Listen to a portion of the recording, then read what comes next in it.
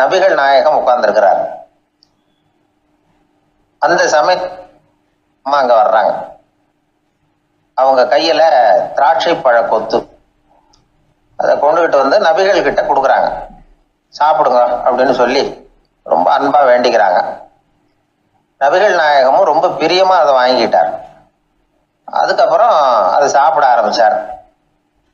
நபிகள் நாயகம் மதீனாவில் தங்கி இருந்தப்போ இது மாதிரி நிறைய பேர் பழங்களையும் தின்பண்டங்களையும் கொண்டுகிட்டு வந்து கொடுக்கறது வழக்கம்.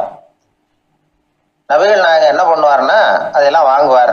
உடனே பக்கத்தில் இருக்கிற தோழர்கள் எல்லாருக்கும் பகிர்ந்து கொடுப்பார், தானும் சாப்பிடுவார். இதுதான் எப்போதும் வழக்கம்.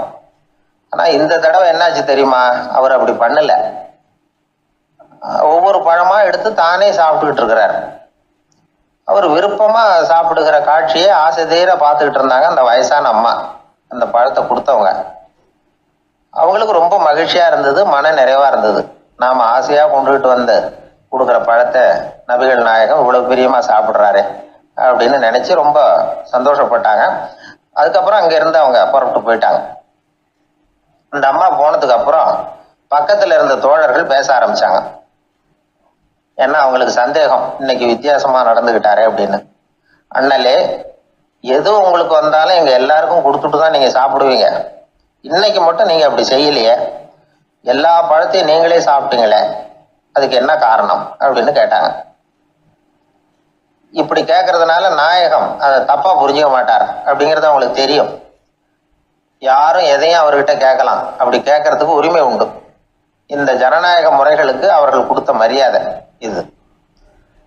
தோழர்களின் கேள்விக்கு நபிகள் பதில் சொல்ல ஆரம்பிச்சார்.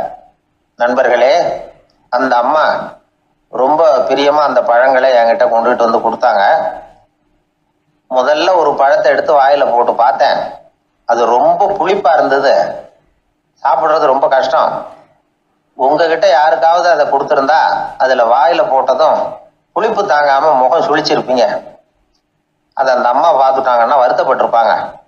ஆசையா கொண்டுகிட்டு வந்து நமக்கு கொடுத்துருக்குறாங்க, அவங்க அன்பான மனசை நோகடிக்கிறதுக்கு நான் விருப்பப்படலை. அதனால முகம் சுழிக்காம சாப்பிடணுமேங்கிறதுக்காகத்தான் அந்த பழங்கள் பூராவே நானே சாப்பிட்டுட்டேன் அப்படின்னு புன்முறுவலோட பதில் சொன்னாராம் நபிகள் நாயகம்.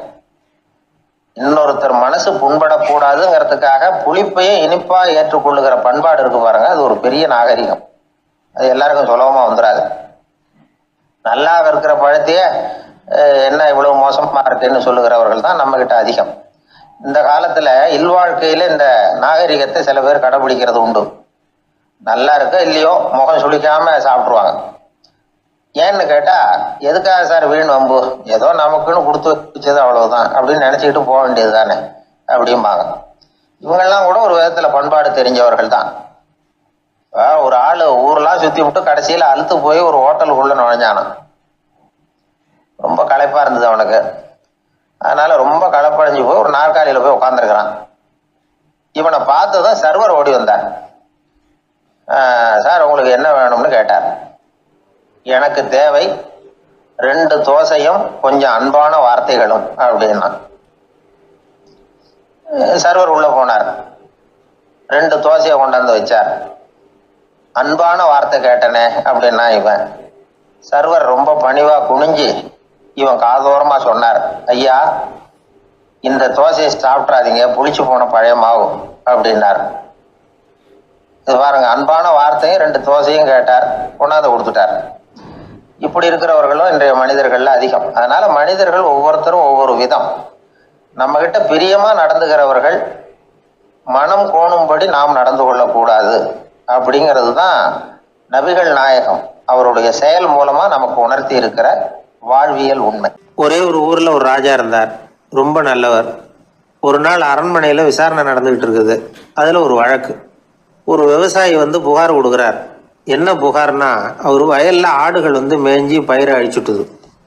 நிறைய உழைச்சி செலவு பண்ணி பயிரை உண்டாக்கி வச்சிருந்தேன், எல்லாம் போயிட்டுது. இனிமேல் நான் என்ன செய்யறது, நீங்க தான் சரியான தீர்ப்பு வழங்கணும் அப்படின்னார் அந்த விவசாயி. அந்த ஆடுகளுக்கு சொந்தக்காரர் யாருன்னு கண்டுபிடிச்சி அரண்மனைக்கு அழைச்சிட்டு வாங்கன்னு உத்தரவு போட்டார் ராஜா. சேவகர்கள் போனாங்க, ஆளை கண்டுபிடிச்சாங்க, கூப்பிட்டுக்கிட்டு அரண்மனைக்கு வந்துட்டாங்க. ராஜா விசாரணை பண்ணார். அப்புறம் விசாரித்து முடிச்சுவிட்டு தீர்ப்பு வழங்கினார். இந்த விவசாயி அடைந்திருக்கிற இழப்புக்கு ஈடாக உன்னுடைய ஆடுகளை அவங்ககிட்ட கொடுத்துட வேண்டியது அப்படின்னு சொல்லிவிட்டார். உன்கிட்ட இருக்கிற ஆடு பூரா அவன்கிட்ட கொடுத்துரு, அந்த ஆட்டுனால ஏற்பட்ட இழப்பு சரியா போகட்டும் அப்படின்னு தீர்ப்பு வழங்கிட்டார். அந்த மன்னருடைய மகன் இதை பார்த்துக்கிட்டே உட்காந்துருந்தான். இந்த தீர்ப்பை இன்னும் கூட சிறப்பாக வழங்கலாமே அப்படின்னு நினைச்சான். அப்பா கிட்ட சொன்னான். உடனே அந்த அரசர், சரி நீயே இதுக்கு சரியான தீர்ப்பு சொல்லு அப்படின்னார். அந்த இளவரசன் தீர்ப்பு சொல்றான். அவன் சொன்ன தீர்ப்பு என்னன்னா, உங்ககிட்ட இருக்கிற ஆடுகள் எல்லாத்தையும் 1 வருஷ காலத்துக்கு அந்த விவசாயிகிட்ட ஒப்படைச்சிட வேண்டியது. அந்த 1 வருஷத்துக்குள்ள அந்த ஆடுகள் போடுற குட்டிகள், பால், எரு எல்லாம் விவசாயி எடுத்துக்க வேண்டியது. 1 வருஷத்துக்கு அப்புறம் உங்களுடைய ஆடுகளை நீங்களே திருப்பி வாங்கிக்க வேண்டியது. இதுதான் இளவரசன் சொன்ன தீர்ப்பு. இது சரியான தீர்ப்பு தான். இனிமே என்னுடைய அரச பொறுப்புகளை இளவரசர் வசம் ஒப்படைக்கிறேன் அப்படின்னு சொல்லி ஒப்படைச்சுட்டாராம். அதாவது தாவூத் நபி, சுலைமான் நபி இவர்களுடைய சரித்திரத்தில் இந்த சம்பவம் காணப்படுறதாக ஒரு நண்பர் சொன்னார். ஒரு தண்டனையை பெறுகிறவன் அதுக்கு பிறகு சமூகத்தில் நல்ல விதமாக வாழறதுக்கு வாய்ப்பு இருக்கிறது மாதிரி அமையணும் தீர்ப்பு. அதுக்கு இது ஒரு உதாரணம். சில தீர்ப்புகள் எப்படி அமைஞ்சு விடுதுன்னா, ஒரு தண்டனையை அனுபவித்து முடித்தவன் அதுக்கப்புறம் அவன் இந்த சமூகத்தில் நல்லவனாக வாழறதுக்கு நினைச்சா கூட அதுக்கு தகுதி இல்லாதவன் அப்படிங்கிற அளவுக்கு சூழ்நிலை அமைஞ்சிருது. இது சிந்திக்க வேண்டிய ஒரு செய்தி. இன்னொரு ஊரில் ஒரு ராஜா இருந்தார். அவர் ஒரு நாள் ஒரு போட்டி வச்சார். என்ன போட்டின்னா, அரண்மனை வாசலில் ஒரு பெரிய நீச்சல் குளம், அதில் நிறைய விஷப்பாம்புகள். எந்த இளைஞன் துணிச்சலாக அதில் நீச்சல் குளத்தில் குதித்து நீந்தி கரையேறி வர்றானோ அவனுக்கு 100 ஏக்கர் நிலம் பரிசாக வழங்கப்படும். அது வேணாம்னா 1000 ஆடுகள் பரிசாக வழங்கப்படும். அதுவும் வேணான்னா என்னுடைய மகளை கல்யாணம் பண்ணிக்கலாம். இதுதான் மன்னருடைய அறிவிப்பு. பரிசுலாம் நல்லா தான் இருக்குது. இருந்தாலும் பாம்புகள் உள்ள குளம்ங்கிறது நல்லா இல்லையே, அதனால் யாரும் அதில் குதித்து நீஞ்சறதுக்கு முன் வரல. இருந்தாலும் திடீர்னு ஒரு இளைஞன் அந்த நீச்சல் குளத்தில் குதிச்சான். நீந்தனா ஒரு வழியாக கரையேறி வந்துட்டான். மன்னருக்கு ரொம்ப மகிழ்ச்சி. நீ தான் தைரியமான இளைஞன், வா இப்படின்னு கூப்பிட்டார். கிட்ட வந்தான். அந்த இளைஞன் தண்ணீர் சொட்ட சொட்ட நிற்கிறான். சரி, உனக்கு 100 ஏக்கர் நிலம் வேணுமான்னு கேட்குறார். வேண்டாங்கிறான். சரி, அப்படின்னா 1000 ஆடுகள் வேணுமான்னு கேட்குறார். அதுவும் வேணாங்கிறான். ஓ, அப்படின்னா என் பொண்ணை கல்யாணம் பண்ணிக்கிறியா அப்படின்னு கேட்குறாரு. அதுவும் வேணாங்கிறான். ராஜாவுக்கு ஒன்றும் புரியல. அப்படின்னா உனக்கு என்னதான் வேணும் அப்படிங்கிறார். என்னை பிடிச்சி இந்த குளத்துல தள்ளி விட்டவன் யாருங்கிறது எனக்கு தெரியணும் அப்படின்னா. ஒரு புகழ்பெற்ற ஜப்பானிய சாமுராய் வீரன், வாள் வீசுறதுல ரொம்ப கெட்டிக்காரன். ஒரு கடுமையான போரில் கலந்து கொண்டுட்டு களைச்சி போய் திரும்பி வந்தான். படுக்கையில் விழுந்தான். பக்கத்தில் என்னமோ சத்தம் கேட்டுது. திரும்பி பார்த்தான். ஒரு எலி அவனை முறைச்சி பார்த்துக்கிட்டு இருந்தது. உடனே வாழை உருவனா வீசினான். அது தப்பிச்சிட்டு ஓடி போச்சு. எவ்வளோ முயற்சி பண்ணி பார்த்தா முடியல. கடைசியில் அந்த வாள் முறிஞ்சு போனது தான் மிச்சம். ஒரு பக்கம் அவனுக்கு இது அவமானமாக போயிட்டுது, இன்னொரு பக்கம் பயமாக போயிட்டுது. எவ்வளவோ போர்களில் எதிரிகளை பந்தாடினவன் அவன் ஒரு எலிகிட்ட தோற்று போய்டுறதா அவனால் சகிச்சிக்க முடியல. மனைவிகிட்ட சொன்னான் இப்படி நடந்துட்டுதுன்னு. அவள் சிரிச்சா. உங்களுக்கு புத்தியே இல்லை, எலியை போய் யாராவது வாளால் வெட்டுவாங்களா அப்படின்னு அந்த அம்மா சொன்னதும், நீ என்ன சொல்கிறேன்னா, ஒரு பூனையை கொண்டுட்டு வந்துட்டா போதும், அதுக்கப்புறம் ஏன் எலி வரப்போகுது அப்படின்னு அந்த அம்மா. உடனே ஒரு பூனை சேர்ந்தது. அது சாதாரண பூனை இல்லை, வீர சாகசங்கள்லாம் செஞ்சு பழக்கப்பட்ட பூனை. பெரிய இடத்துல வளர்ந்தது. அதை கொண்டுட்டு வந்துட்டாங்க. அந்த பூனை குறி பார்த்து எலி மேலே பாஞ்சுது. ஆனால் அந்த எலியை சுலபமாக தப்பிச்சு போட்டுது. அடுத்தபடியாகவும் பாயறதுக்கு முயற்சி பண்ணிச்சு அந்த பூனை. ஆனால் அந்த எலியோ ரொம்ப தந்திரமாக திடீர்னு அந்த பூனையின் முகத்துக்கு நேராக பாஞ்சுது. அவ்வளவுதான்.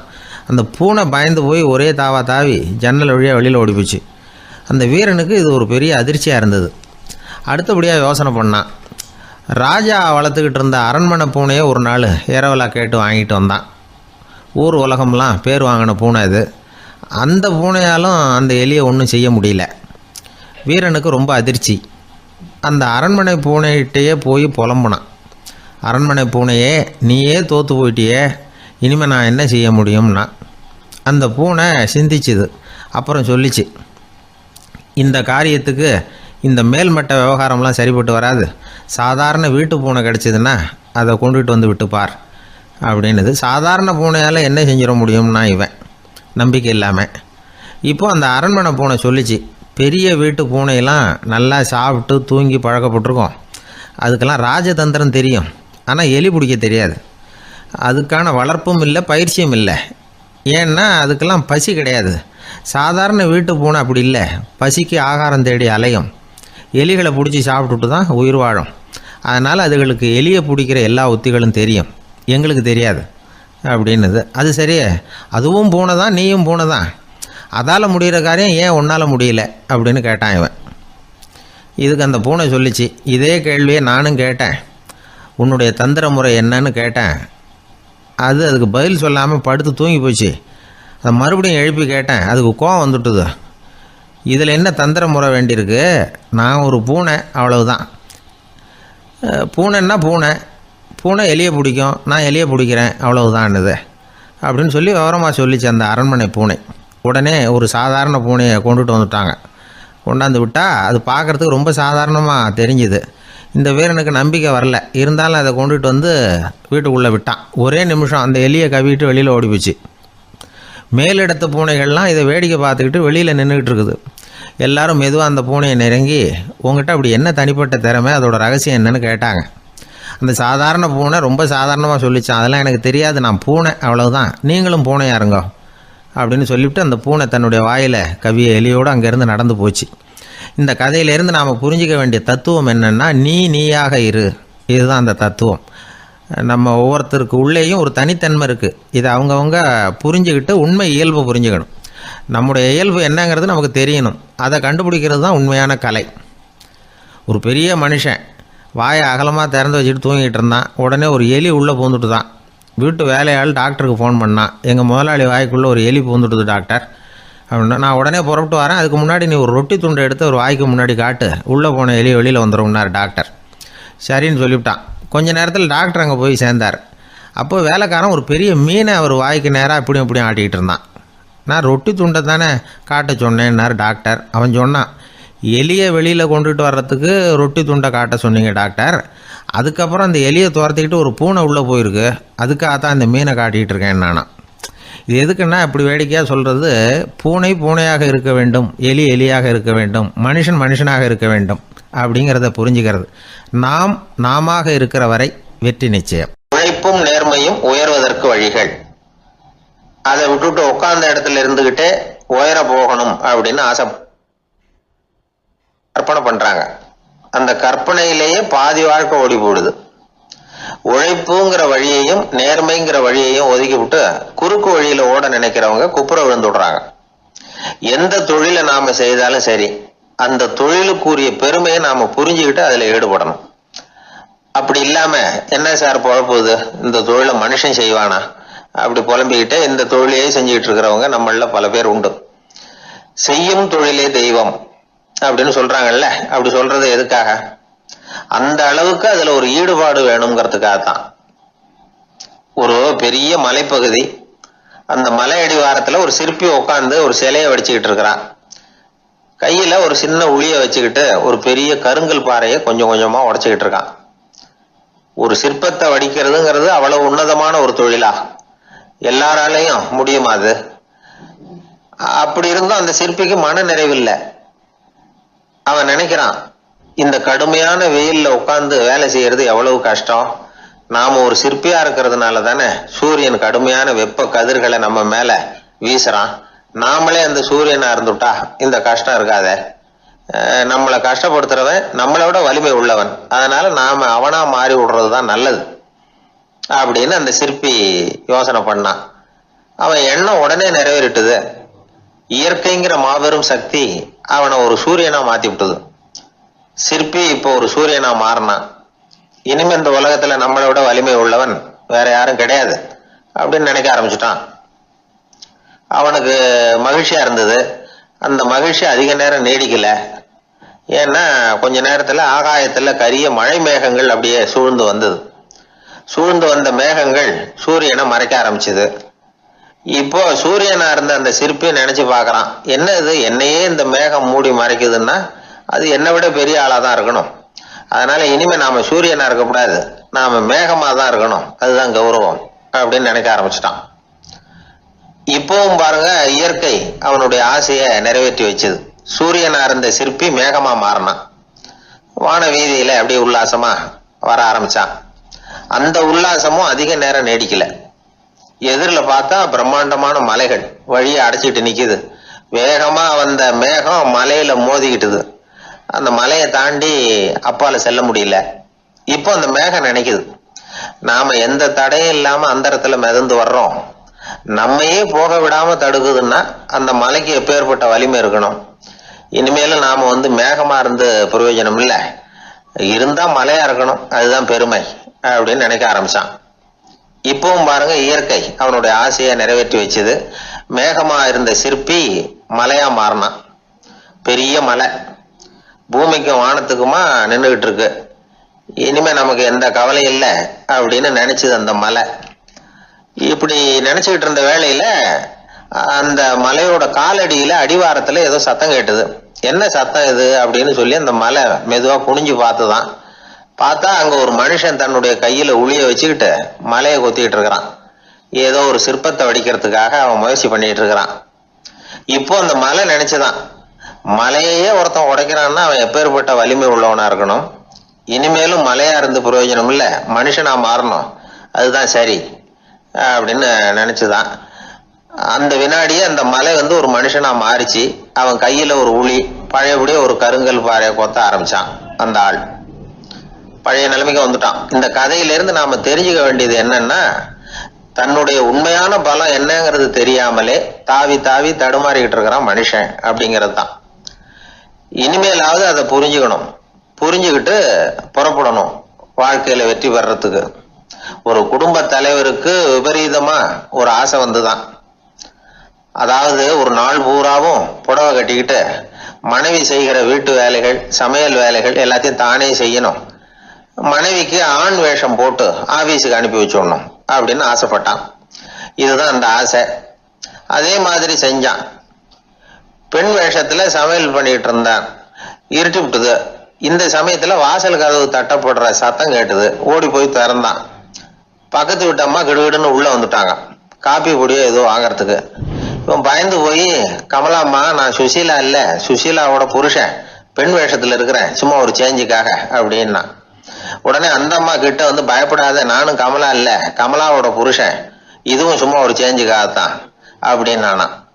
இப்படி வாழ்க்கைய விபரீதமா நினைச்சுக்கிட்டு வேற வேற கற்பனைகள்ல வீணாக்கிக்கிட்டு இருக்கிறவங்க தான் ரொம்ப அதிகம். நாம அதுவா மாறணும்னு நினைக்கிறது தப்பு, நாம இருக்கணும் அப்படின்னு நினைக்கிறது தான் உண்மை, அதுதான் சரி. அந்த சிற்பி என்னென்னோ கற்பனை பண்ணி கடைசியில மறுபடியும் சிற்பியாகவே சேர்ந்தான் பாருங்க. அதனால நம்முடைய உண்மையான பலம் என்ன அப்படிங்கறத தெரிஞ்சுக்கிட்டு நடந்துகிட்டோம்னா வாழ்க்கையில எப்பொழுதும் வெற்றி நிச்சயம். அன்பா இருக்கணும்னு அநேக பெரியவங்க சொல்லியிருக்கிறாங்க. நாமளும் அதை கேட்டுட்டு அன்பு காட்டுறதுக்கு தயாரா தான் இருக்கிறோம். அதை வாங்கறதுக்கு தான் ஆளை காணும். இருந்தாலும் அன்புல எத்தனையோ வகை உண்டு. அதை சரியா புரிஞ்சுக்கிட்டு அதுக்கப்புறம் அன்பு காட்ட ஆரம்பிக்கணும். வகையை புரிஞ்சுக்காம அன்பு காட்டினா வம்புல மாட்டிக்க வேண்டியதுதான். அன்புன்னா சாதாரணமா நினைச்சு விடாதீங்க. அதுல எவ்வளவு விதம் தெரியுமா? இரக்கம், கருணை, காருண்யம், பந்துத்துவம், பட்சம், பாசம், நேசம், விசுவாசம், அபிமானம், காதல், பக்தி, இப்படி பல விதமா அதை பத்தி சொல்லி வச்சிருக்கிறாங்க பெரியவங்க. இந்த வார்த்தைகள்லாம் நாம கேள்விப்பட்டது தான். இருந்தாலும் அதுகளுக்குள்ள என்ன வித்தியாசம்னு கேட்டா சரியா சொல்ல தெரியாது. அதனால இந்த வார்த்தைகளுக்கெல்லாம் பெரியவங்க என்ன விளக்கம் சொல்றாங்கன்னு இப்போ பார்க்கலாம். எளியவர்கள் மேல செலுத்துற அன்பு இருக்கு பாருங்க, அதுக்கு இரக்கம்னு பேரு. அறிவு பலம், சரீர பலம், இது ரெண்டும் இல்லாதவங்க மேல, அதாவது வலிமையற்றவர்கள் மேல செலுத்துற அன்பு இருக்கு பாருங்க, அதுதான் கருணை. எறும்புல இருந்து யானை வரைக்கும் சகல ஜீவராசிகள் மேலேயும் காட்டுற அன்புக்கு காருண்யம்னு பேரு, ஜீவகாருண்யம். சிவி சக்கரவர்த்தி காட்டின அன்பு இந்த ரகம். உறவினர்கள், சொந்தக்காரங்க, அவங்க வசதியா இருந்தாலும் வறுமையில இருந்தாலும் வித்தியாசம் இல்லாம காட்டுற அன்பு இருக்கு பாருங்க, அதுக்கு பேரு பந்துத்துவம். ஒரு எஜமானன் வேலையாள்கிட்ட காட்டுற அன்பு இருக்கு பாருங்க, அதுக்கு பேரு தான் பட்சம். அவனும் தன்னை மாதிரி மனுஷன்தாங்கிற நினைப்பு வேணும். ஒரு தாய் தன்னுடைய குழந்தை மேல, ஒரு குழந்தை தன்னுடைய தாய் மேல செலுத்துற அன்புக்கு பாசம்னு பேரு. ஈருடல் ஓர் உயிர்னு நினைக்கிறது இது. ராமரும் கௌசலையும் இதுக்கு உதாரணம். தம்மை ஒத்த நண்பர்கள் கிட்ட செலுத்துற அன்புக்கு நேசம்னு பேரு. வயசு, செல்வம், அந்தஸ்து, இந்த வித்தியாசமெல்லாம் பார்க்காம அவங்க சுக துக்கத்துல சமபங்கு எடுத்துக்கிறது இது. கிருஷ்ணன் குசேலர்கிட்ட காட்டினது இந்த ரகம். வேலை செய்யறவன் முதலாளி கிட்ட காட்டுற அன்புக்கு விசுவாசம்னு பேரு. தேசத்து மேலையும் தாய்மொழி பேர்லையும் செலுத்துற அன்புக்கு அபிமானம்னு பேரு. தேசாபிமானம்னு சொல்கிறோமே இதுதான். ஒரு கணவன் மனைவி பேரில் காட்டுற அன்புக்கு காதல்னு பேர், கடவுள் பேரில் செலுத்துகிற அன்புக்கு பக்தின்னு பேர். இப்படி அன்புல பல ரகம் இருக்கிறப்போ அதில் உள்ள வித்தியாசம் தெரியாமல் இடம் மாற்றி அன்பு காட்டினா இடைஞ்சல் தான். சரி, இந்த அன்பை பற்றி விஞ்ஞானம் என்ன சொல்லுது தெரியுமா? இதயத்தை பாதுகாக்கிறதுக்கு முக்கியமாக தேவைப்படுற ஒன்று இந்த அன்பு தான்னு சொல்லுது. நெதர்லாந்து விஞ்ஞானிகள் இதை ஆராய்ச்சி பண்ணியே கண்டுபிடிச்சிருக்கிறாங்க. கொஞ்சம் முயல் குட்டிகளை 2 பிரிவாக பிரித்தாங்க. 2 குரூப்புக்கும் கொழுப்பு அதிகமாக உள்ள ஆகாரத்தையே கொடுத்துக்கிட்டு வந்தாங்க. ஆனால் ஒரு குரூப்புக்கு வெறுமன ஆகாரத்தை கொடுத்ததோட சரி, இன்னொரு குரூப்பு முயல்களுக்கு ஆகாரம் கொடுத்ததோடு நிறுத்திக்கல. அதுக்கு முன்னாடி கூண்டுகளை திறந்து விட்டு முயல்களை கொஞ்ச நேரம் எடுத்து கொஞ்சி விட்டு அதுக்கப்புறமா ஆகாரம் கொடுத்தாராம் ஆராய்ச்சியாளர். இந்த குரூப்புக்கு இதய பாதிப்பு 60% குறைச்சலாக இருந்துதான். சில நோயாளிகளுக்கு ஹார்ட் அட்டாக் வந்தாலும் அதை தாங்கிக்கிட்டு குணமாகிற சக்தி அதிகமாக இருக்குது. இது எப்படின்னு ஆராய்ச்சி பண்ணி பார்த்துருக்குறாங்க. அவங்கெல்லாம் மனைவி தன் பேரில் ரொம்ப அன்பாக இருக்கிறதாக நினைக்கிறவங்களா இருக்கிறாங்களாம். இதய நோயாளிகள் பல பேரை சந்தித்து இதய நோய் ஏற்பட என்ன காரணம்னு கேட்டிருக்கிறாங்க. அவங்க சொன்ன காரணம்லாம் சாப்பாடு சம்மந்தமாக இல்லையா, மனைவி அன்பா இல்லை, இப்படிப்பட்ட காரணத்தை தான் சொல்கிறாங்களாம். அதனால் இதயத்தை பாதுகாக்கணும்னு நினைக்கிறவங்க அடுத்தவங்க அன்பாக இருக்கிறது மாதிரி பார்த்துக்குங்க, அதுதான் முக்கியம். ஒருத்தர் முகம் பூரா பிளாஸ்டரி போட்டுக்கிட்டு வந்தார். ரொம்ப கோபமாக, என்னங்க ஆச்சுன்னு விசாரித்தேன். எல்லாம் உங்களால் தான் சார்னார். விவரமாக சொல்லுங்களேன். என்ன உங்கள் தகவலை கேட்டுட்டு ஒரு பூனைக்குட்டியை கையில் எடுத்தேன் அன்பாக அதை தடவி கொடுக்கறதுக்காக. ஆனால் அது முந்திக்கிட்டது, அது என் முகத்தை தடவி கொடுத்துட்டுது. முகம் பூரா நகை கீறல், அதுதான் இப்படி அப்படின்னார். அன்புல அறிவு சேராததுனால வந்த கோளாறு இது. ஒரு கோவிலில் ஆன்மீக சொற்பொழிவு நடந்துகிட்டு இருக்குது. ஒரு பெரியவர் பேசிக்கிட்டு இருக்கார். கடவுளை பற்றியும் சொர்க்கத்தை பற்றியும் மனுஷனை பற்றியும் அவர் விவரமாக பேசுகிறார். எல்லாரும் உட்காந்து கேட்குறாங்க. அந்த கூட்டத்தில் ஒரு தத்துவ ஞானியும் உட்காந்துருக்கிறார். அவர் அவருடைய நண்பர். பேசி முடித்ததும் அந்த பெரியவர் மேடையை விட்டு இறங்கினார். நேராக அந்த தத்துவ ஞானிகிட்ட வந்தார். எப்படி இருந்தது என்னுடைய பேச்சு அப்படின்னு கேட்டார். நீங்கள் பேசினது ஒன்றுக்கு ஒன்று முரண்பாடாக தெரிஞ்சுது அப்படின்னாராம் இவர். நான் என்ன அப்படி தப்பாக பேசிவிட்டேன் அப்படின்னாராம் அவர். கடவுளை நம்புகிறவன் சொர்க்கத்துக்கு போவான்னு சொன்னீங்க, அப்புறம் நல்ல விதமாக வாழறவன் சொர்க்கத்துக்கு போவான்னு சொன்னீங்க அப்படின்னாராம். இதில் என்ன முரண்பாடுன்னு கேட்டிருக்காரு அவர். இதில் தான் முரண்பாடு தெரியுது எனக்கு. அதாவது இங்கே ஒருத்தன் எல்லா தப்பும் பண்ணிக்கிட்டு இருக்கிறான், அவன் கடவுளை நம்பினான்னா அவன் சொர்க்கத்துக்கு போவானா? இது என்னுடைய முதல் கேள்வி. இல்லைன்னா ஒருத்தன் எந்த தப்பும் பண்ணல, ரொம்ப ஒழுங்காக வாழ்ந்துக்கிட்டு இருக்கிறான், ஆனால் அவன் கடவுளை நம்பலை, அவன் என்ன நரகத்துக்கு தான் போவானா?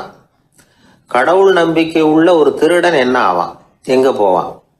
கடவுள் நம்பிக்கையே இல்லாத ஒரு நல்லவன் என்ன ஆவான், எங்கே போவான்? ஒருத்தன் இங்கே கடவுள் நம்பிக்கையோட வாழறது முக்கியமா அல்லது நல்லவனா வாழறது முக்கியமா? இதுதான் இவர் கேட்ட கேள்வி. இதை கேட்டதும் அந்த பெரியவர் குழம்பி போட்டார். அவர் சொன்னது நியாயம் தானே. கடவுளை நம்புறவன் தான் சொர்க்கத்துக்கு போவான்னா பேசாமல் கடவுளை நம்பிக்கிட்டு இந்த உலகத்தில் எல்லா தப்பும் பண்ணிக்கிட்டு இருக்கலாமே. பேச்சாளர் குழப்பத்தோடு வீட்டுக்கு போனார். படுத்து தூங்கினார். ஒரு கனவு வந்தது. கனவுல அவர் ஒரு ரயிலில் வேகமாக போயிட்டு இருக்கிறார். எதிரில் உட்காந்துருக்கிறவரை பார்த்து நாம் இப்போ எங்கே போகிறோம்னு கேட்டார். சொர்க்கத்துக்கு போய்கிட்டு இருக்கிறோம் அப்படின்னாங்களாம். ரயில் போய் நின்றுது. இவர் இறங்கினார். இங்கே கௌதம புத்தர் இருப்பார், சாக்ரட்டிஸ் இருப்பார், அவங்கள பார்க்கறதுக்கு ஒரு நல்ல வாய்ப்பு அப்படின்னு நினச்சிக்கிட்டே அங்கேயும் இங்கேயும் பார்த்தார். அங்கே யாருமே இல்லை. ஒரே பாலைவனம் மாதிரி இருக்குது. பச்சை இல்லை, பசுமை இல்லை, பூக்கள் இல்லை, மரம்லாம் மொட்டையாக நிற்கிது. எலும்பும் தோலுமா சில முனிவர்கள் அங்கேயும் இங்கேயுமா உட்காந்துருக்குறாங்க. இவர் அவங்ககிட்ட போய் இந்த புத்தர், சாக்ரட்டிஸ் இவங்கெல்லாம் எங்கே இருக்கிறாங்கன்னு கேட்டாராம். அப்படி யாரும் இங்கே இல்லையே, அவங்கெல்லாம் யாரு அப்படின்னு திருப்பி கேட்டிருக்கிறாங்க. இவருக்கு அதிர்ச்சியாக போச்சு. அப்படின்னா அவங்க எங்கே போயிருப்பாங்க? உடனே ரயில் நிலையத்துக்கு ஓடி வந்தார். அப்போ தான் நரகத்துக்கு ஒரு ரயில் புறப்பட்டுக்கிட்டு இருந்தது. அங்கேருந்து அதில் ஏறி உட்காந்தார். ரயில் வேகமாக போச்சு. நரகம் நெருங்க நெருங்க காற்று குளிர்ச்சியாக வீச ஆரம்பிச்சுதான். வெளியில் பசுமையாக இருந்துதான். அழகான மலர்கள், அழகான நீர்நிலைகள், நந்தவனங்கள், ரொம்ப அருமையாக இருக்குது. ரொம்ப அங்கே இருந்தவங்கெல்லாம் ரொம்ப மகிழ்ச்சியாக உல்லாசமாக வேறு இருந்திருக்கிறாங்க. எங்கே பார்த்தாலும் ஆடல் பாடல் உற்சாகம். இவர் ரயிலை விட்டு இறங்கினார். அவருக்கு சந்தேகம், இதுவா நரகம் அப்படின்னு விசாரிச்சிருக்கார். ஆமாம், இதுதான் நரகம்னாங்களாம். எனக்கு ஒரு சந்தேகம் இருக்கார். என்னன்னு கேட்டிருக்காங்க. கௌதம புத்தரும் சாக்ரட்டிஸும் லாவோஸும் இவங்க மாதிரி இன்னும் பல பேரும் கடவுள் நம்பிக்கை இல்லாதவங்க அவங்கெல்லாம் இங்கே இருக்கிறாங்களா அப்படிங்கிறது தான் என்னுடைய சந்தேகம் அப்படின்னாரா. இப்போ அவங்க சொல்லியிருக்கிறாங்க, இப்போ நீங்கள் பார்க்குறீங்களே பசுமையும் பச்சை பயிர்களும் ஆடல் பாடல்களும் அழகிய மலர்களும், இது எல்லாமே கௌதம புத்தரும் சாக்ரட்டிஸும் அது மாதிரி மகான்களும் இங்கே வர ஆரம்பித்த பிறகு தான் உண்டாக ஆரம்பிச்சது. இந்த பிரதேசத்தை அவங்க அப்படியே மாற்றிவிட்டாங்க. இப்போலாம் இங்கே இருக்கிறவங்க யாரும் சொர்க்கத்துக்கு போகிறதுக்கே ஆசைப்படுறதில்ல அப்படின்னாங்களாம். இந்த அதிர்ச்சியிலேயே அந்த பெரியவர் கனவு கலைஞ்சி முழிச்சுக்கிட்டார். இதில் இருக்கிற கருத்து என்னன்னா, நல்லவர்கள் எங்கே இருக்கிறாங்களோ அந்த இடத்துக்கு பேர் தான் சொர்க்கம். சொர்க்கம் நரகம்ங்கிறதெல்லாம் ஆன்மீக பண்புகள், அவ்வளவுதான். ஒரு ஊரில் 2 இணைபிரியாத நண்பர்கள். ஒருத்தன் கேட்டான், இப்போ கடவுள் நம்ம முன்னாடி உங்கள் 2 பேரில் யாராவது ஒருத்தர் மட்டும் என்னோட சொர்க்கத்துக்கு வரலாம் அப்படின்னு கூப்பிட்டா நீ என்ன சொல்லுவேன்னு கேட்டானா. இவன் ரொம்ப பெருந்தன்மையாக உன்னையே அழைச்சிட்டு போக சொல்லிடுவேன் அப்படின்ட்டுருக்கான். அப்படின்னா உனக்கு சொர்க்கம் வேணாமான்னு கேட்டிருக்கான் அவன். நீ என்னை விட்டுட்டு போனாவே அப்புறம் இந்த பூலோகமே எனக்கு சொர்க்கம் தாண்டா அப்படின்னு நானா இவன். வாயில் கொழுப்பு இருந்தாலும் பரவாயில்ல சார், எப்படியாவது ஒரு வழியாக சமாளிச்சுக்கலாம். ஆனால் வயத்தில் மட்டும் கொழுப்பு இருக்கக்கூடாது சார். அப்படி இருந்தால் அதை அலட்சியமாகவும் விட்டுறக்கூடாது சார் அப்படின்னு ஒருத்தர் சொல்லிட்டு வந்தார். அதுக்கப்புறம் தான் அவர்கிட்ட பேசி பல விவரங்களை தெரிஞ்சுக்க முடிஞ்சுது. சில பேர் சொல்லுவாங்க, எனக்கு தொந்தி கிடையாது சார், வேணும்னா என் வயத்தை அழுத்தி பாருங்க, கல் மாதிரி இருக்கும்பாங்க. வயிறு கல் மாதிரி இருந்தால் உள்ள கொழுப்பு இல்லைன்னு நினச்சிடக்கூடாது. வயிற்று தசைக்கு அடியில் உள்ள கொழுப்பு சில வாத்தியங்களில் இருக்குமே நரம்பு, அது மாதிரி டைட்டாக இழுத்துக்கிட்டு இருக்குன்னு அர்த்தம். அதனால் தொட்டு பார்த்தா கல் மாதிரி தான் இருக்கும், இருந்தாலும் தொந்தி தான். வயத்தில் கொழுப்பு அதிகமாக இருக்கிறது சங்கடம்தான். அதனால் கொலஸ்ட்ரால் அளவு அதிகமாகும். இதய நோய்கள், நீரிழிவு, ஹைப்பர் டென்ஷன், ஸ்ட்ரோக்கு இது மாதிரி ரிஸ்கெல்லாம் அதிகமாகும். ஒருத்தர் ஒல்லியாக இருக்கலாம், உடம்பு இடம் அதிகப்படியாக இல்லாமல் இருக்கலாம். அப்படி இருந்தால் கூட அவர் உடம்புல மற்ற பகுதியை விட வயத்தில் கொழுப்பு அதிகமாக இருக்கும். நாம தான் ஒல்லியாக இருக்கிறோமே, நமக்கு ஒன்றும் இல்லை அப்படின்னு நினச்சிடக்கூடாது. சரி, நம்ம வயிறு இருக்க வேண்டிய அளவை விட அதிகமாக இருக்குதா இல்லையா, அதை எப்படி கண்டுபிடிக்கிறது? அதுக்கு சில வழி இருக்குது. முதல்ல நீங்கள் நேராக ஸ்ட்ரெயிட்டாக நிமிர்ந்து நில்லுங்க. உங்கள் பார்வையை மட்டும் கீழே தாழ்த்தி கால் விரலை கவனிங்க. விரல் உங்களுக்கு தெரியுதா அப்படின்னா உங்கள் வயர் நார்மலாக இருக்குன்னு அர்த்தம். கால் விரல் உங்கள் கண்ணுக்கு தெரியலையா அப்படின்னா உங்களுக்கு வயிறு பெருசு தான்.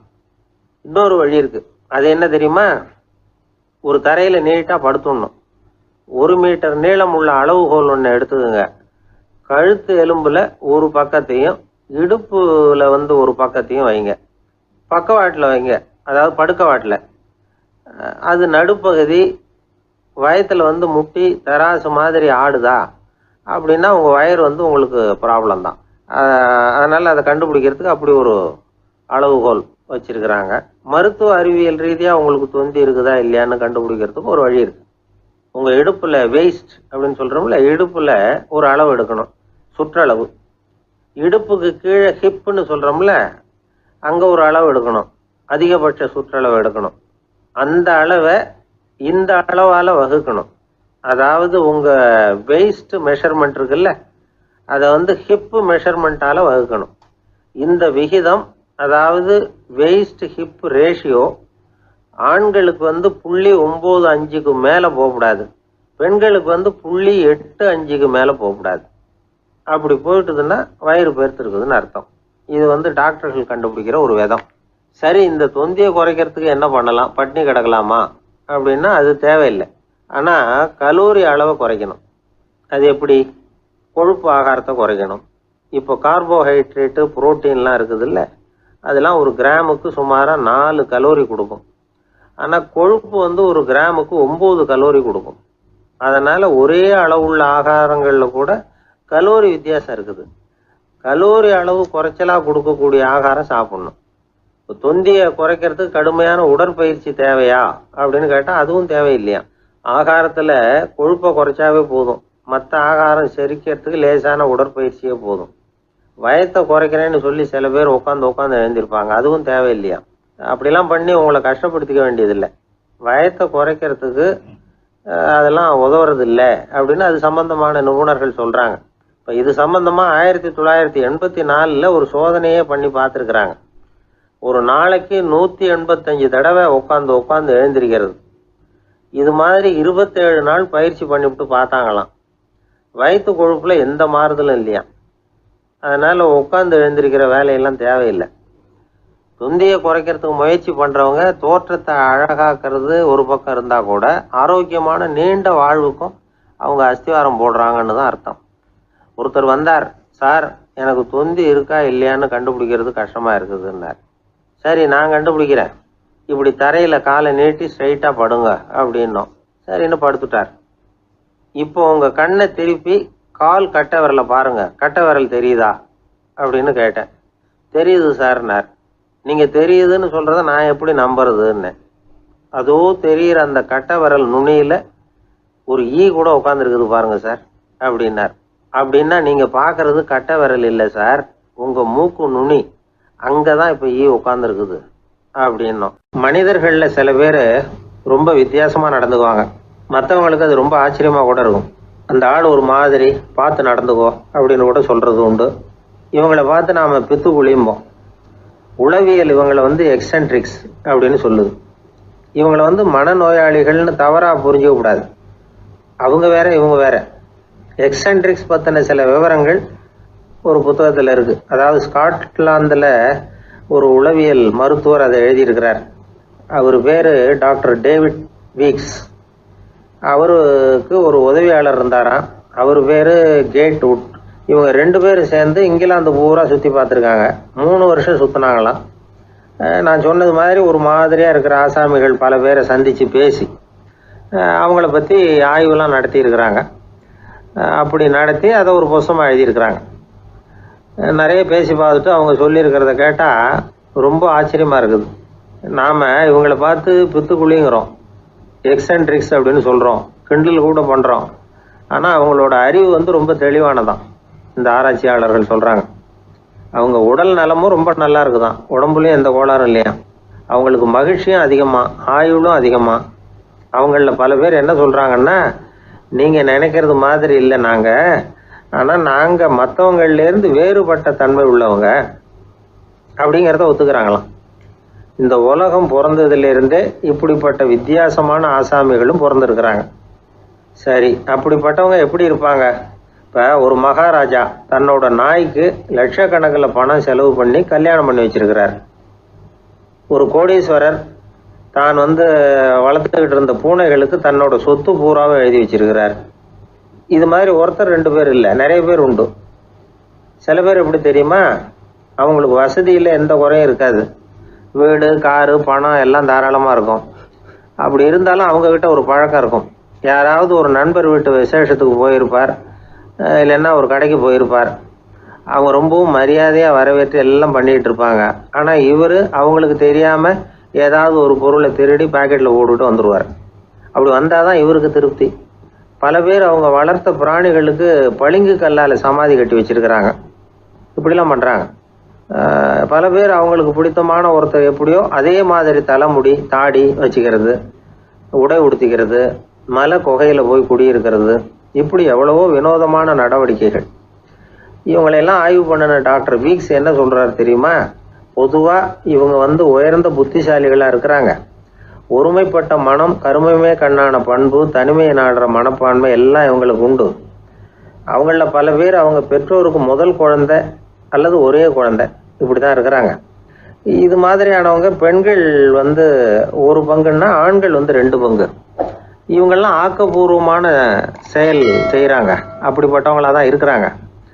அடுத்தவங்க கிட்ட அன்பு காட்டுறவங்களா இருக்கிறாங்க, உற்சாகம் ஊட்டுறவங்களா இருக்கிறாங்க. அவங்களுடைய ஆக்கப்பூர்வமான பணிகளுக்கு ஊக்கம் கொடுத்தா அவங்க மன சந்தோஷமும் உடல் நலமும் பெருகும், ஆயுளும் கூடும். இதெல்லாம் அந்த டாக்டருடைய கண்டுபிடிப்பு. பித்துக்குழித்தனத்துக்கும் மனநோய்க்கும் வித்தியாசம் உண்டுங்கிறத சொல்றதுதான் இந்த தகவல். அதனால 2ம் ஒண்ணுன்னு நினைச்சிடக்கூடாது. ஒரு நண்பன் ஒருத்தனை பத்தி சொல்றோம். அவன் எந்த வகைன்னு நீங்களே முடிவு பண்ணுங்களேன். அவன் ஒரு கல்யாண வீட்டுக்கு போய் சாப்பிட்டுட்டு வெளியில வந்தோம். அவங்க கூட வெளியில வந்த உடனே ரொம்ப நேரமா தன்னோட செருப்பை தேடிட்டு இருந்தான். என்னப்பா இன்னுமா உன் செருப்பு கிடைக்கல அப்படின்னு கேட்டோம். இல்ல என்னது முன்னாடியே கிடைச்சுட்டுது, அதை விட நல்லதா ஏதாவது கிடைக்குமான்னு பாக்குறேன் அப்படின்னா அவன். ஒரு அரசன், அவனுக்கு வயசாயிட்டுது. அதனாலேயே இந்த கவலை, பயம் எல்லாமும் அதிகமாயிட்டுது.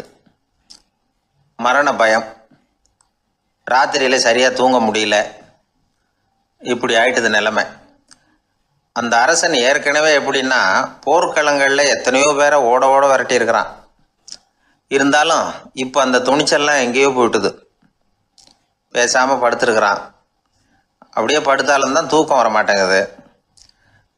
என்ன பண்ணலாம்னு யோசித்தான் இந்த மன்னன். உடனே எல்லா அமைச்சர்களையும் கூப்பிட்டான். எனக்கு நிம்மதி இல்லை, எதை நினச்சாலும் பயமாக இருக்குது, எனக்கு ஒரு ஆலோசனை சொல்லுங்க அப்படின்னா. என்ன ஆலோசனை வேணும் அப்படின்னு சொல்லி கேட்டாங்க. எனக்கு ஒரு நெருக்கடியான சந்தர்ப்பம் ஏற்பட்டு போச்சுன்னு வச்சுக்கோங்க. அந்த நேரத்தில் நீங்கள் யாருமே என் பக்கத்தில் இல்லை ஆலோசனை சொல்கிறதுக்கு அப்படின்னா, அந்த சமயத்தில் எனக்கு உபயோகப்படுற மாதிரி ஒரு வாசகம், பொன்மொழி ஏதாவது சொல்லுங்கள். அதை நான் என்னுடைய வைர மோதிரத்துக்கு அடியில் பதிச்சு வச்சுக்கிறேன் அப்படின்னார். தேவைப்படுறப்போ உதவும் அப்படிங்கிறதுனால. அவர் போட்டிருந்த மோதிரமும் அதுக்கு தகுந்த மாதிரியே திறந்து மூடுறது மாதிரி அமைஞ்சிருந்தது. ஏதாவது வாசகம் எழுதுனா உள்ற வச்சுக்கலாம், அதுக்கான வசதி அதில் இருந்தது. அமைச்சர்கள்லாம் யோசனை பண்ணாங்க. இது மாதிரி ராஜா கேட்குறாரே, என்ன வாசகம், அதாவது பொன்மொழி சொல்லலாம் அப்படின்னு எல்லாரும் யோசனை பண்ணாங்க. ஒருத்தருக்குமே சரியாக தோணலை, ஒரே குழப்பமாக இருந்தது. ஏன்னா நெருக்கடியான சமயத்தில் உபயோகப்படுறது மாதிரி ஒரு பொன்மொழி வேணும்னு சொல்லியிருக்கிறார். அப்படி இப்படி யோசித்து பார்த்தா ஒன்றுமே தோணலை. எல்லாரும் குழம்பிக்கிட்டு இருந்த நேரத்தில் ஒரு பெரியவர் அந்த பக்கமாக வந்தார். அவர் சொன்னார், நான் வேணும்னா அதுக்கு பொருத்தமாக ஒரு வாக்கியம் சொல்கிறேன், ஆனால் ஒரு நிபந்தனை. அதை யாரும் ரொம்ப ஆர்வம் காரணமாக அவசரப்பட்டு படிச்சிடக்கூடாது. அதை ரகசியமாக அந்த மோதிரத்துக்குள்ளே எழுதி வச்சுக்கணும். எப்போவாவது இக்கட்டில் மாட்டிக்கிற சமயத்தில் மட்டும் வேறு வழியே இல்லை அப்படிங்கிற நிலைமையில் மட்டும்தான் அதை திறந்து பார்க்கணும். அப்படி நீங்கள் இருக்கிறதா இருந்தால் நான் அதை சொல்கிறேன் அப்படின்னார் அந்த பெரியவர். சரின்னு ஒத்துக்கிட்டாங்க எல்லாரும்.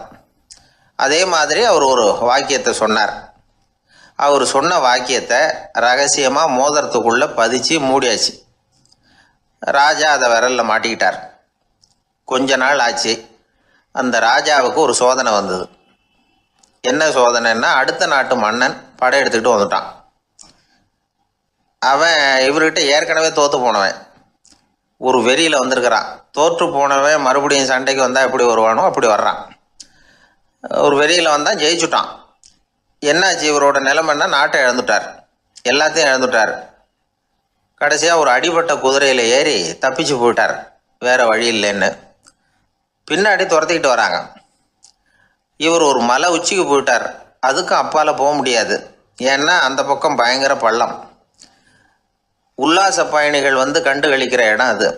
ஆனால் இவருக்கு அது சாவு பயணத்தின் வாசல், திரும்பவும் முடியாது. அவ்வளவு குறுகிய பாதை அது, வேறு வழியே இல்லை. இந்த நேரம் சூரிய ஒளி மோதிரத்தில் பட்டு மின்னிச்சு. உடனே இவருக்கு ஞாபகம் வந்தது. மோதிரத்தை திறந்து படிக்கிறார். அதில் இருந்த வாசகம், இந்த நிலையும் மாறிவிடும், this too will pass away. அவருக்கு ஒரு தைரியம் வந்தது. பின்னாடி வந்தவங்களும் திசை மாதிரி வேறு எங்கேயோ தேடி போயிட்டாங்க. அவங்க விரட்டிக்கிட்டு வரலைன்னா இவ்வளவு அழகான ஒரு இடம் இருக்கிறதே எனக்கு தெரியாமல் போயிருக்குமேன்னு நினச்சார். இவ்வளவு அழகை ரசிக்கிறதுக்காக ஒரு நாட்டையே கூட இழக்கலாம்னு தோணுச்சு அவருக்கு. அமைதியாக அந்த அழகை ரசித்தார். எதிரிகள்லாம் எங்கேயோ போயிட்டாங்க. மன்னர் நாடு திரும்பினார். மறுபடியும் படைகளை திரட்டினார். கொஞ்ச நாளில் படை எடுத்துக்கிட்டு போனார். யாருக்கிட்ட தோற்று போனாரோ அவரையே வெற்றி கண்டு திரும்பி வர்றார். வரவேற்பு விழா பிரமாவப்படுது. ஆடல் பாடல் கோலாகலம். இதை பார்த்தது அந்த ராஜாவுக்கு தலைகால புரியல. நம்மளை இனிமேல் யாராலையும் ஜெயிக்க முடியாதுன்னு நினைச்சார். அகம்பாவம் லேசாக எட்டி பார்த்தது. இப்போ மறுபடியும் சூரிய ஒளிப்பட்டு மோதிரம் மின்னிச்சு. அதை திறந்து மறுபடியும் படிக்கிறார். இந்த நிலைமையும் மாறிவிடும், திஸ் டூ வில் பாஸ் அவே.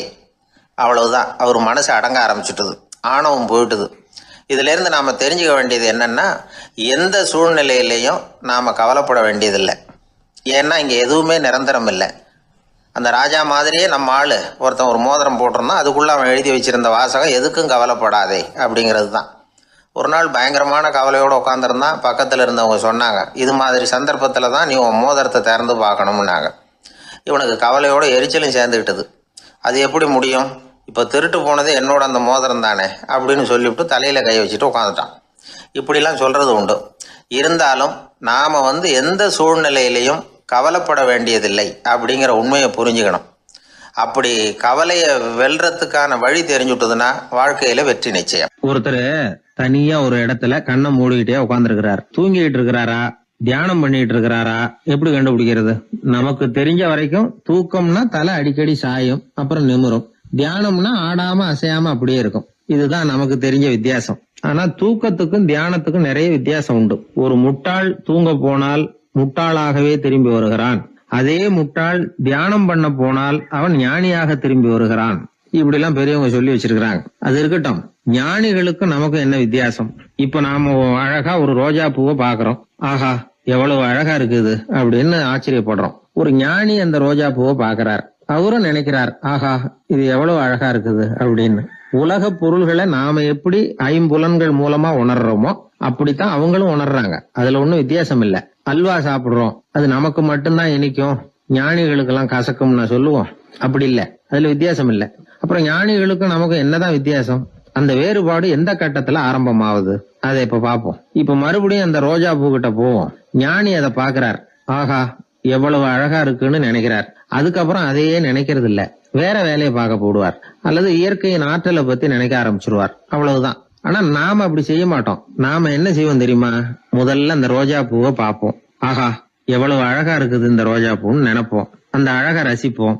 அப்புறம் இந்த மலர் நம்ம கிட்ட இருந்தா எவ்வளவு அழகா இருக்கும்னு நினைப்போம். அதுக்கப்புறம் அந்த மலர் நமக்கு வேணும்னு நினைப்போம். அதுக்கு அடுத்த கட்டம், அந்த மலர் இல்லைன்னா நம்மால வாழ முடியாதுங்கிற நிலைமைக்கு வந்துருவோம். உடனே அந்த மலர் அடையறதுக்கு முயற்சி பண்ணுவோம். அதுக்கு யாராவது தடையா இருந்தா அவங்க மேல நமக்கு கோபம் வரும்.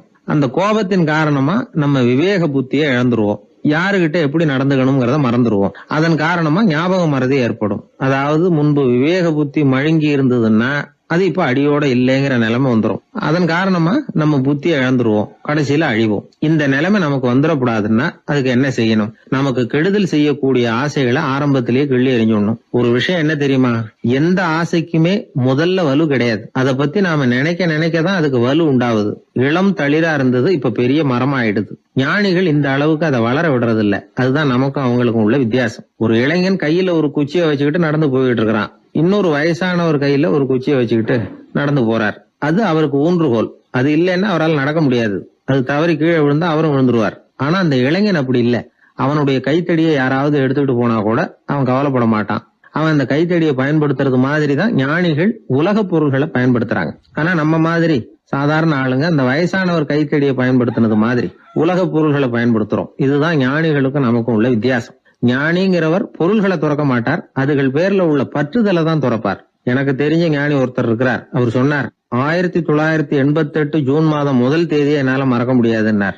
ஏன்னு கேட்டேன். அதுதான் எனக்கு ஞானம் வந்த நாள்னார். அப்படியான்னு. ஆமா, அன்னைக்குதான் எனக்கு கல்யாணம் ஆச்சு, என் மனைவி பேரு ஞானம் அப்படின்னார். அதனால ஞானம் ஒவ்வொருத்தருக்கும் ஒவ்வொரு மாதிரி வரும். அதனால நாம ஞானிகளுடைய வாழ்க்கையை பார்த்து அவர்களை நெருங்க முடியுமான்னு பார்க்கணும். அந்த முயற்சி நமக்கு தேவை. அந்த வகையில நம்ம வாழ்க்கையை அமைத்து கொண்டால் வாழ்க்கையில படிப்படியா முன்னேறலாம், படிப்படியா வாழ்க்கையை அனுபவிக்க முடியும். ஒரு ராஜா இருந்தார். அவருக்கு என்ன பொழுதுபோக்கு தெரியுமா? தன்னை சுத்தி இருக்கிறவங்க கிட்ட ஏடா கூடமா ஏதாவது கேள்வி கேட்க வேண்டியது, அவங்க பதில் சொல்ல தெரியாம முழிக்கிறாங்கல்ல, அதை பார்த்து ரசிக்க வேண்டியது. இப்படி ஒரு சுபாவம் அவருக்கு. ஒரு நாள் அவருடைய மந்திரி ஒருத்தர் அவர்கிட்ட மாட்டினார். அவரை கிட்டத்துல கூப்பிட்டு, அமைச்சரே, எனக்கு ஒரு சந்தேகம்னார். என்னன்னார் அமைச்சர். கடவுள் இருக்கிறாரா அப்படின்னு ஒரு கேள்வி கேட்டாராம்.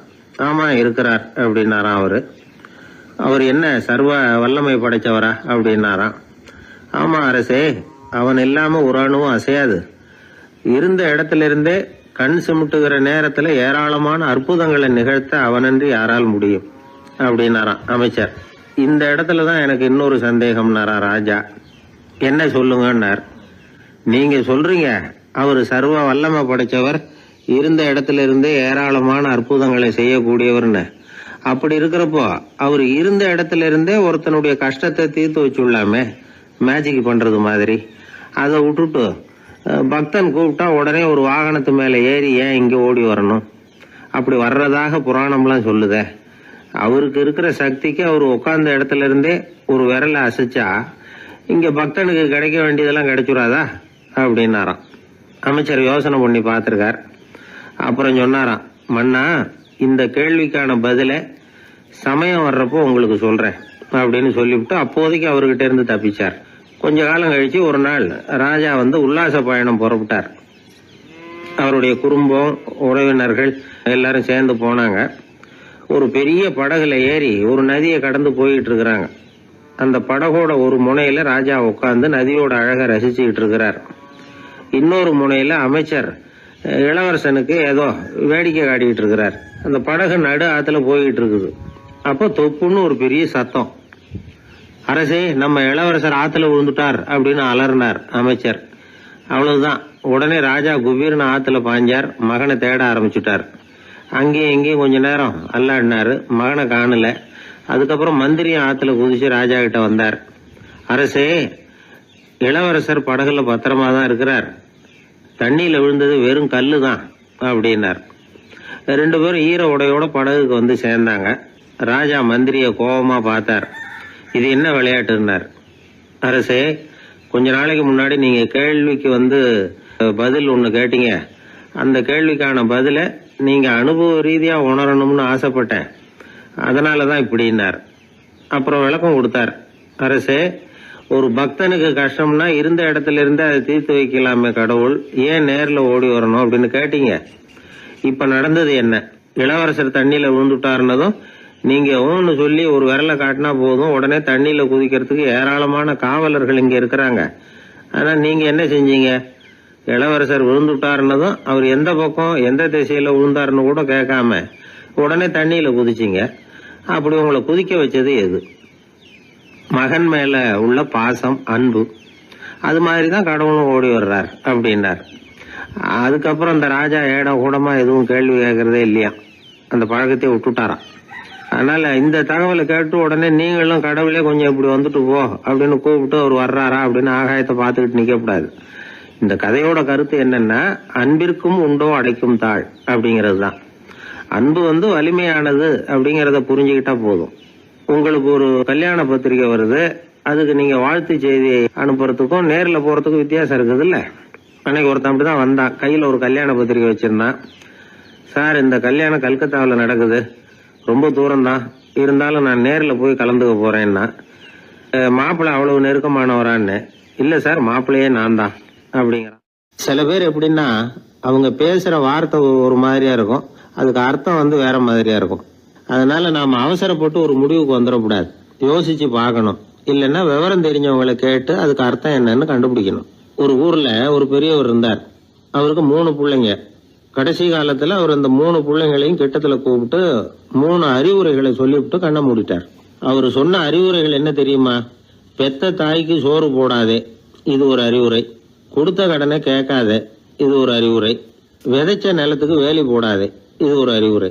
என்ன இது எல்லாம் ஒரு மாதிரியா இருக்குது, இதெல்லாம் பார்த்தா அறிவுரை மாதிரியா தெரியுது, என்னப்பா இப்படி சொல்றிய அப்படின்னு கேட்கலாம்னா அவர் அதுக்குள்ள கண்ணை மூடிட்டார். சரி, அப்பா சொல்லிவிட்டு போன அறிவுரைக்கு அர்த்தம் என்ன, அதை எப்படியாவது கண்டுபிடிப்போம் அப்படின்னு சொல்லி அந்த 3 பிள்ளைங்களும் ஆளுக்கு ஒரு அறிவுரையை எடுத்துக்கிட்டு வெளியில புறப்பட்டாங்களாம், விவரம் தெரிஞ்சவங்களை கேட்கலாம்னு. ஒரு பெரியவர் வந்தார். அவரை பார்த்து விளக்கம் கேட்டாங்க. ஐயா, கொஞ்சம் நெல்லுங்க, எங்க அப்பா சாகர சமயத்துல பெத்த தாய்க்கு சோறு போடாதேன்னு சொல்லிவிட்டு போனார், அப்படின்னா என்ன அர்த்தம் அப்படின்னு கேட்டாங்க. அந்த பெரியவர் கொஞ்சம் யோசனை பண்ணி பார்த்துட்டு அப்புறம் விளக்கம் சொன்னார்.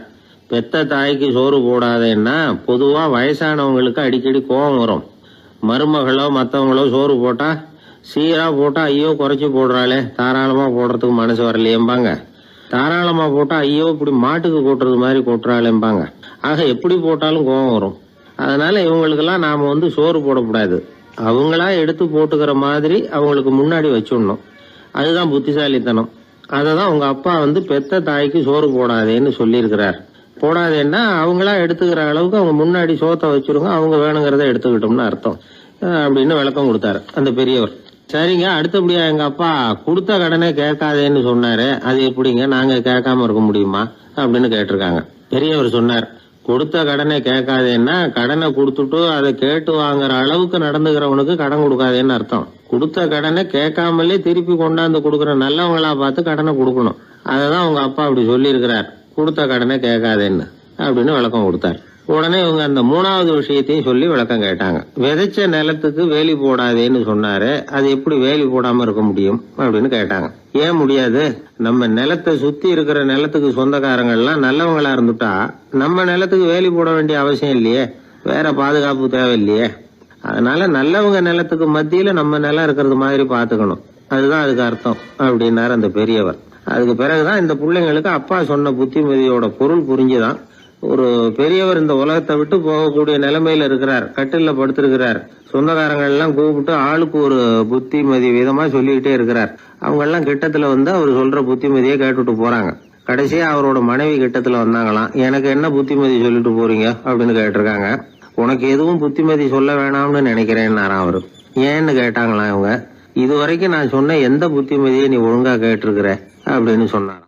ஒருத்தர் வேகமா வந்தார், அவசரமா ஒரு செய்தித்தாள் வாங்கினார். அதை விட வேகமா அங்கேயே நின்றுகிட்டு அதை புரட்டினார். ஒரு நிமிஷம் என்னத்தையும் ஆர்வமா பார்த்தார். அதுக்கப்புறம் நிதானமா பேப்பரை மடிச்சு வச்சுக்கிட்டு அவசரம் இல்லாம நடந்து போனார். அவர்கிட்ட மெதுவா போய், அப்படி என்னத்த சார் அவ்வளவு ஆர்வமா பாத்தீங்க அப்படின்னு கேட்டோம். கடையில பேப்பர் வாங்கின உடனே முதல் காரியமா அதை பாத்துருவேன் சார் அப்படின்னார். ஏதேன்னு கேட்டோம். அதுதான் சார் ராசி பலன், அதை பார்த்தாதான் எனக்கு எல்லாமே சரியா ஓடும் அப்படின்னார். அது சரி சார், ராசி பலன்ல என்ன போட்டிருக்கு அப்படிங்கறத பாக்குறீங்க, சரி அதுல போட்டிருக்கிறது பிரகாரம் அன்னைக்கு சரியா நடக்குதா அப்படின்னு கேட்டோம். நடக்குதா இல்லையான்னு சரி பார்த்துட்டு இருக்க மாட்டேன் சார், காலையில அதை பார்க்கணும், அதுல ஒரு ஆவல், அவ்வளவுதான். கிட்டத்தட்ட எல்லாருமே இதே மாதிரி ஒரு ஆர்வத்துலதான் அதை பார்த்துட்டு இருக்கிறாங்க.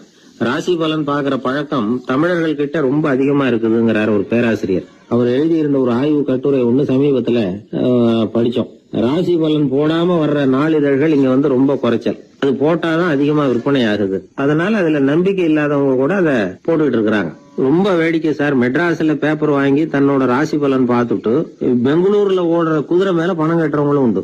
ராசி பலன் பார்த்துட்டு லாட்டரி சீட் வாங்குறவங்களும் உண்டு. இந்தியாவில் அச்சாகிற மொத்த லாட்டரி சீட்ல 70% தமிழ்நாட்டுல தான் விற்பனை ஆகுதான். இது முன்னாடி இங்க அனுமதி இருந்த காலத்துல உள்ள கணக்கு. இப்பதான் அதை கட்டுப்பாடு பண்ணியாச்சு. வான் மண்டலம் பூ மண்டலத்தை பாதிக்கிறது உண்மைதான், அதை வந்து அறிவியல் பூர்வமா சிந்திக்கணும். அதை விட்டுட்டு இன்று நண்பரால் பண வரவு அப்படின்னு ராசி பலன் பார்த்துக்கிட்டு இருக்கிறோம். நம்முடைய நண்பன் இன்னைக்கு பணம் கொண்டாந்து கொடுக்க போறான்ங்கிறது ஆகாயத்துல உள்ள நட்சத்திரத்துக்கு எப்படி தெரியும்? அதுவும் இல்லாம இங்க உள்ள நண்பர்கள் எந்த காலத்துல பணம் கொண்டாந்து கொடுத்துருக்காங்க.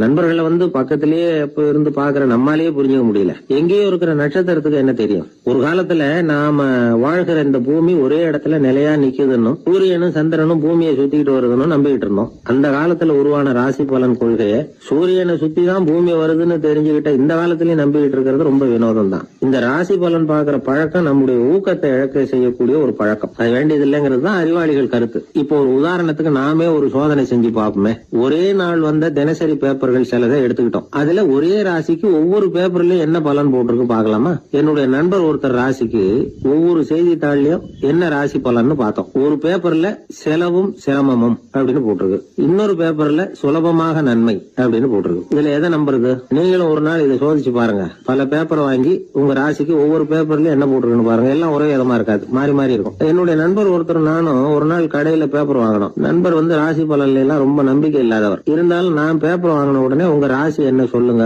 பலன் என்னன்னு பாக்கலாம்னு. அவர் சிரிச்சுக்கிட்டு அதெல்லாம் டூப்புங்க, அதை ஏன் பாக்குறீங்கன்னார். சும்மா சொல்லுங்கன்னு. என் ராசி தனுசு, அதுல பண வரவுன்னு போட்டிருக்கோம் அப்படின்னாரு. நான் பார்த்தேன், ஆச்சரியப்பட்டு போயிட்டேன். பண வரவுன்னு தான் போட்டிருக்கு சார், அது எப்படிங்க பார்க்காமலே கரெக்டா சொல்லிவிட்டீங்க அப்படின்னு கேட்டேன். அவர் மெதுவா கிட்ட வந்து காதோட காதா சொல்றார், அந்த பேப்பருக்கு தினமும் ராசி பலன் எழுதி கொடுக்கறதே நான் தான் சார் அப்படின்னார். உனக்காக நான் என்ன வேணும்னாலும் செய்யறதுக்கு தயாரா இருக்கிறேன் அப்படின்னாரு ஒருத்தர்.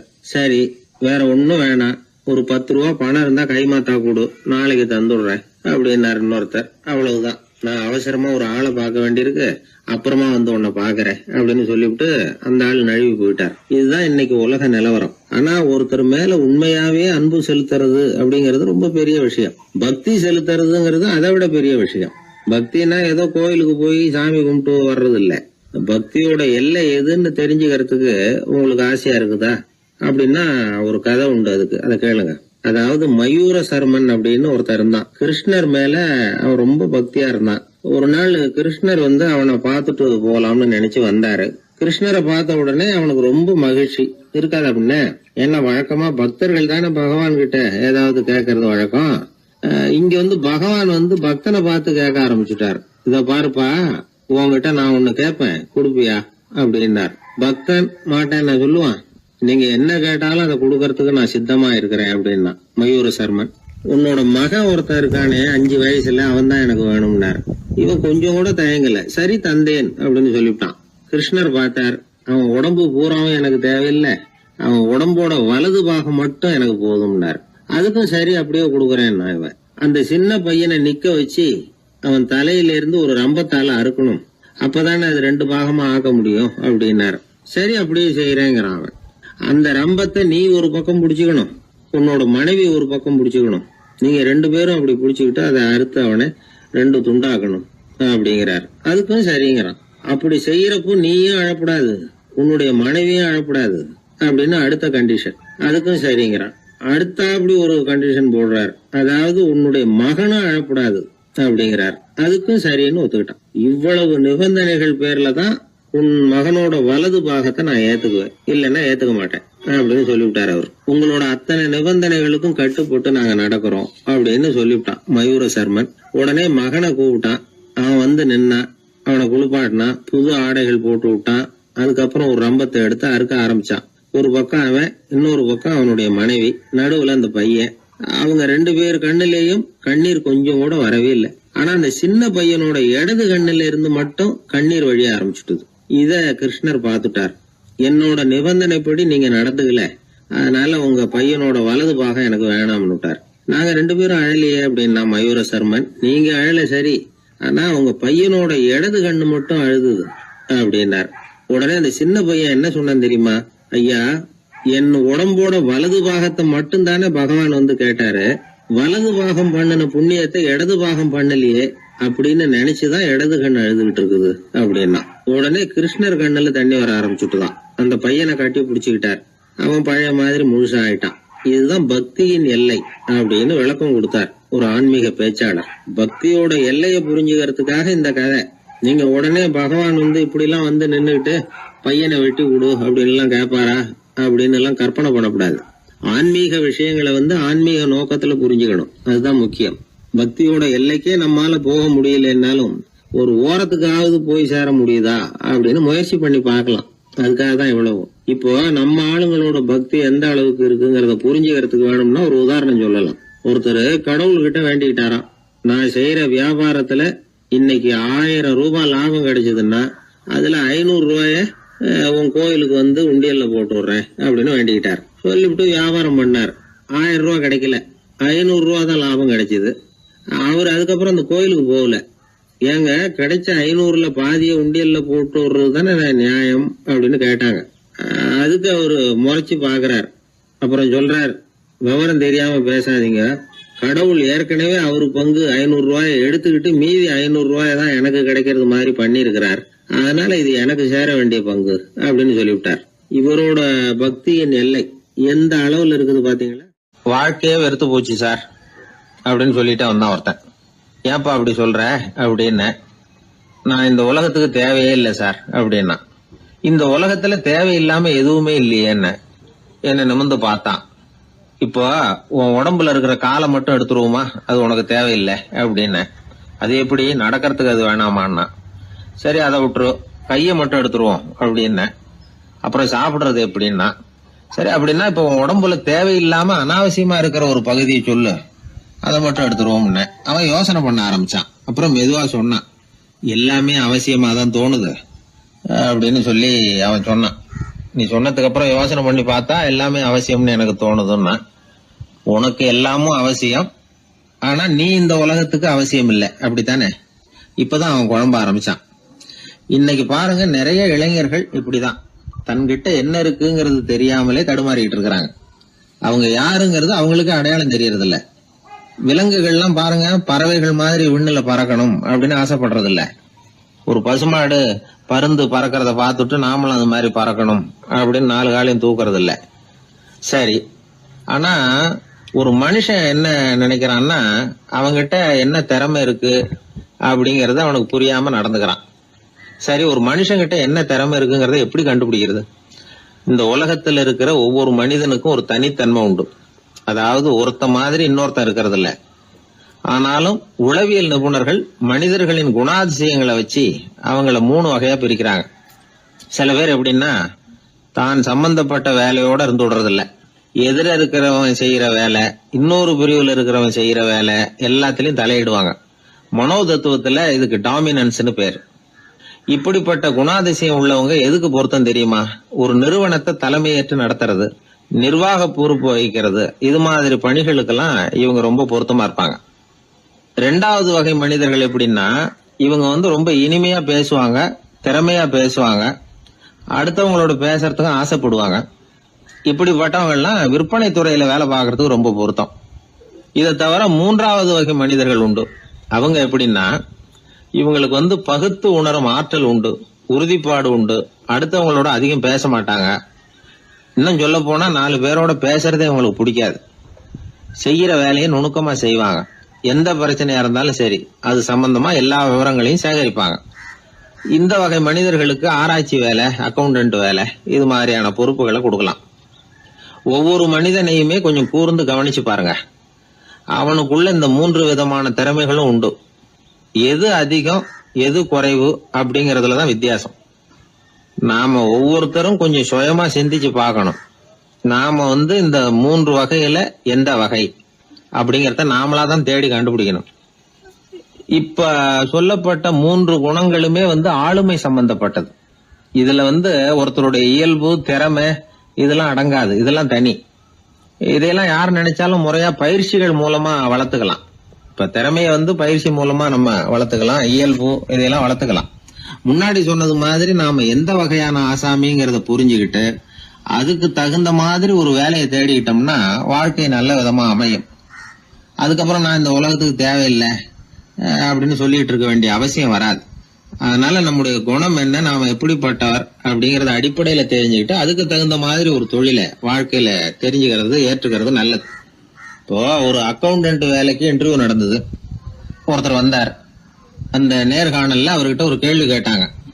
ஏன்னா அவர் வந்திருக்கிறது இந்த ரொம்ப கணக்கு சம்பந்தப்பட்ட வேலை, அக்கவுண்டன்ட் வேலை. அதனால இந்த நேர்காணல்ல அவர்கிட்ட கேட்டாங்க, 8, 3 இது ரெண்டையும் பெருக்குனா என்ன அப்படின்னு கேட்டாங்க. அவர் என்ன சொல்லிவிட்டார், 23ன்னு சொல்லிவிட்டார். 8 3 பெருக்குனா 24ன்னு சொல்லியிருக்கணும். ஏதோ அவசரத்துல 23ன்னு சொல்லிவிட்டார் பதில். சரி போன்னு சொல்லிவிட்டாங்க. அவர் வெளியில வந்துட்டார். வெளியில வந்ததும் யோசனை பண்ணார், அடடா 8 3 பெருக்க சொன்னாங்க, நம்ம 24ன்னு சொல்றதுக்கு பதிலா 23ன்னு சொல்லிவிட்டோம். இந்த சின்ன கணக்கு கூட நமக்கு தெரியல அப்படின்னு நினைச்சிருப்பாங்களே, நிச்சயமா நமக்கு இந்த வேலை கிடைக்காது அப்படின்னு முடிவு பண்ணிட்டு போயிட்டார். ஆனா பாருங்க, 10வது நாள் அவருக்கு அப்பாயின்மெண்ட் ஆர்டர் வந்துட்டுது. வேலையில உடனே சேர்ந்துங்க அப்படின்னு. சரி, ஏதோ தவறுதலா போட்டாங்க போல இருக்கு, நாம எதையும் வெளியில சொல்லிட்டு இருக்க வேணாம் அப்படின்னு சொல்லி இவரும் கம்முன்னு போய் வேலையில சேர்ந்துக்கிட்டார். ரொம்ப நாள் கழிச்சு வேலை நிரந்தரமானதும் மெதுவா மேனேஜர் கிட்ட போய் உண்மையை சொன்னார். சார், அன்னைக்கு நேர்காணல்ல இன்டர்வியூல 8 3 இத பெருக்குனா என்ன விடை அப்படின்னு கேள்வி கேட்டீங்க. நான் தவறுதலா